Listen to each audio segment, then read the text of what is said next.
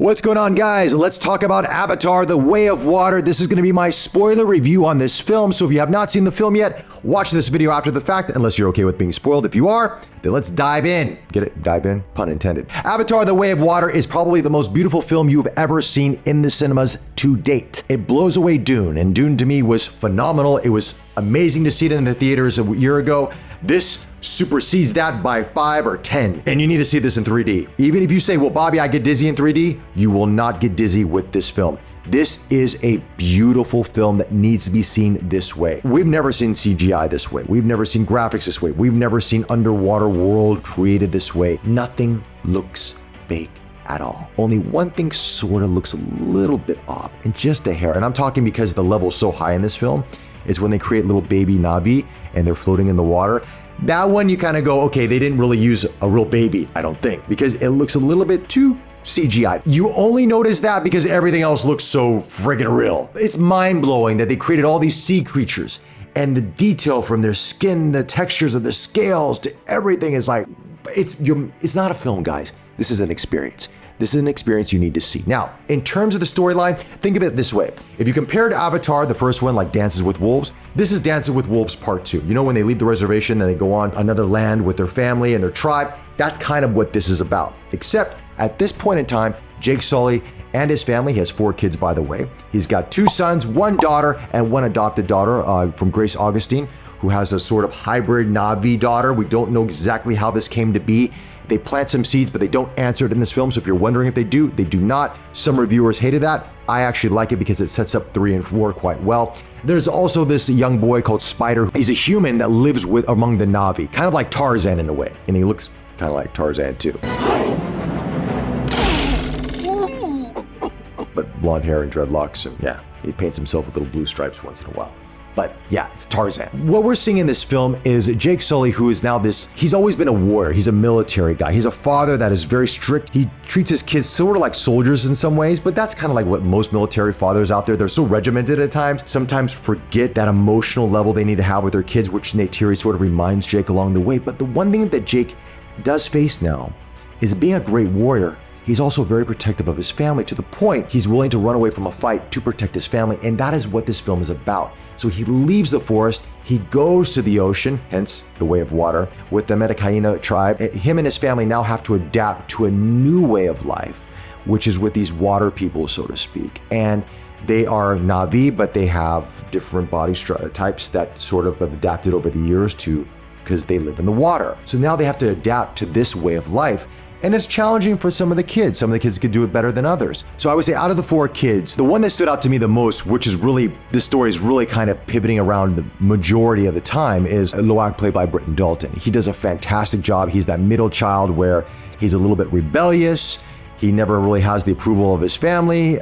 You know, he's kind of always getting into trouble. So he wants to prove himself to be a great warrior to his dad, or he wants to fit in. And I think for a lot of us out there growing up, we can relate to that. And Cameron does this really well with this film, with all these characters. Some people say the movie's light on story. I disagree. You've probably seen some of these stories before, but that doesn't make it any less than. Because at the end of the day, history repeats itself. But it's the characters at that time in history which make it more impactful than others. One could argue that. And what Cameron gets really well with this film, and with all his films, is he understands character development. He understands that we, as audiences, relate to human emotions. You could tell the same plain story, but everybody's going to look at it a different way. And, you know, out of the 4 kids, you might relate to one kid versus the other, or you might relate to the parents versus the children, and it's okay because there's a pathway for everyone to enjoy this film. And that's what he does so brilliantly with this. And that's where I think some of the reviewers have gotten this film wrong, is the story is quite complex when you look at it. There's a lot of subplots happening there. There's a lot of emotional elements with communicating with the animals and the whales, which are called tulkans, that they're very emotive. They're very intelligent animals, to them being hunted down by humans for their cerebral fluids that will help anti-aging. I mean, it's almost like when you look at this, you kind of reassess where are we at as a society, as humans. It's one thing to, you know, kill an animal for food to live, but another thing is to kill them for our vanity, or to kill them for sport. And this does put those questions out there. And it's not to say that this film is woke. It's not at all. And this film is pushing some agenda. It's not. But there's so much emotion in this film, from the animals to the sea creatures to the people to the Na'vi to the humans. There's so much going on in this film that you are just filled with emotion watching it the entire time. And if you don't walk out of this film going, what did I just experience? Then I don't know, man, because I did. I was really like, wow, this is way deeper than I thought it was going to be. Way, way deeper. Also, we've got Sigourney Weaver, who plays Kiri, which is sort of her Na'vi Avatar daughter. So we have Sigourney Weaver playing a young teenager, which is interesting. Spider, as I mentioned, is kind of like the Tarzan boy. He is the son of Colonel Quaritch. Now, so that's something they discover, because Colonel Quaritch in this film is now an avatar. All the memories of the past Colonel Quaritch are in the memories and thoughts and emotions are put into this avatar. So think of it like the Terminator. That's this character in the film. So you're going to see there are going to be some elements of Cameron's past films in this, as other people have said, and that's one of them. His prime directive is to kill Jake Sully. I'll be back, but there's no Arnold in this film.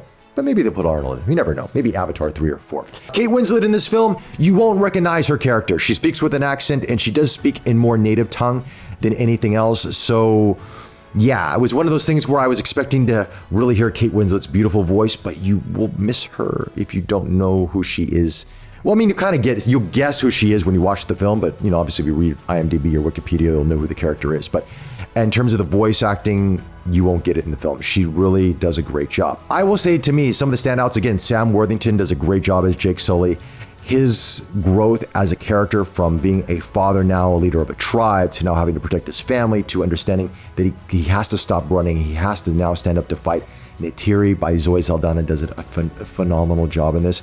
And if you're wondering, does Natiri die in this film? No, she does not. I thought she was going to die because, watching the trailers, watching everything else, I did see 22 minutes of the film prior. A few weeks back, full disclosure, I hosted the Disney APAC Content Showcase, and there was a special, not screening of Avatar: The Way of Water, but more of a series of clips that the audience got to see, which we couldn't talk about at the time. But I thought she was going to die. No, she doesn't. But someone else does in their family. If you want to know, you ready for the spoiler? It's the first son. He dies. And it's sort of at the behest of Loak, who kind of persuades him to go after Spider, who was captured on the ship at the very end. Hence a little bit of Titanic that goes involved, and he gets shot and he passes away. And it's a big turning point in the film in terms of what Jake Sully and Natiri do. And I will tell you what, they are fantastic. Natiri is such a well-written character. Zoe Saldana, as I mentioned, plays her beautifully, and that raw emotion, that visceralness, that primal element of being a mother and protecting her kids and going after. I mean, she's wicked. She's awesome. And at the same time, Jake Sully is equally as badass. And that's one thing that Cameron gets that I think some filmmakers are forgetting nowadays. And everybody wants to have representation, which is very important. And they also want to build strong female characters. And Cameron has always built very strong female characters in all of his films. And he understands this one thing that other filmmakers are missing. You do not need to weaken the male character to make the female character stronger. You don't need to do that. And he doesn't do that in this film. He makes Natiri, he makes the kids, the female characters in this film very, very strong. Some based on more emotions, some based on the physical prowess. But at the same time, the males are also strong.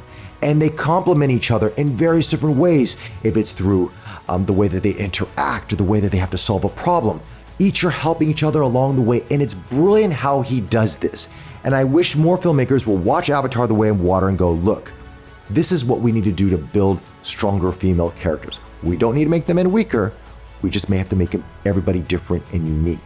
And that's the beauty of Cameron. And that's why he is James Cameron, and why he's probably one of the best filmmakers of our time, or of all time, because he understands this.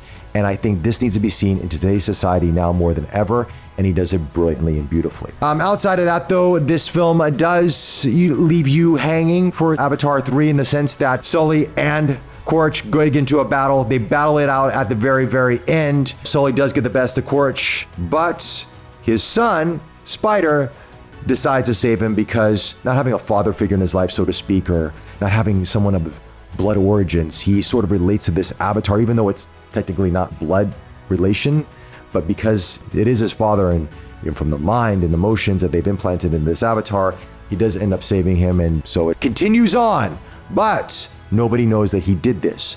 So that also adds a little bit of a kink into the mix, because now the Solis have a sort of adopted Spider as their new son after their eldest son has passed away. And how is this dynamic going to work? What's going to happen with this? This is going to be a secret that Spider's going to have to keep with him, and it's going to come out. You know it's going to come out. So there's this drama, this build up that's happening here. And then also with this relationship with Kiri, they also have a relationship, her and Spider. There's sort of something going on there. And at the same time, Kiri is trying to discover who her father is, what her mother's really like. And she can connect in a way that's very unique, to a point where she has this innate power where she can control and command animals to do certain things, or sea creatures to do certain things. And it's almost like she's got this godlike power, almost like Neo from The Matrix in that way. It's kind of tying into that a little bit, but we haven't seen her powers fully develop. You see it sort of happen at the end of the film that does save a lot of the characters, but at the same time, we don't know to the extent. And who is her father? We don't know yet. That's all setting up to be paid off in Avatar 3 and 4 for sure. I gotta tell you, the relationship that really stood out to me most out of anything, the relationship between Loak, the second son, and the Tulkun, which is this whale creature, the loyalty and the relationship these two develop. And that relationship ties in beautifully at the end of the film. And that's one thing that Cameron does again so well, is he gets that you want to have a good time in the movie, you want a good payoff, and you get a great payoff in this film in many, many ways. And man, I walked out of the film with a smile on my face going, I cannot wait to see Avatar 3. And so yeah, that's in essence. I mean, if you want to see the full breakdown of the story, you can go to Wikipedia or whatever the case is, but go and experience it more. I've given you enough spoilers. Go experience this film. It's breathtakingly beautiful. It's the most amazing film we've seen in terms of CGI ever to date. And Cameron once again proves that he's one of the best in the business of all time. Anyway, those are my thoughts on Avatar: The Way of Water. Let me know your thoughts in the comment section below if you watch this film. And if you have any questions along the way, I'll try to answer them for you. And if you like this review, check out more of our reviews right here.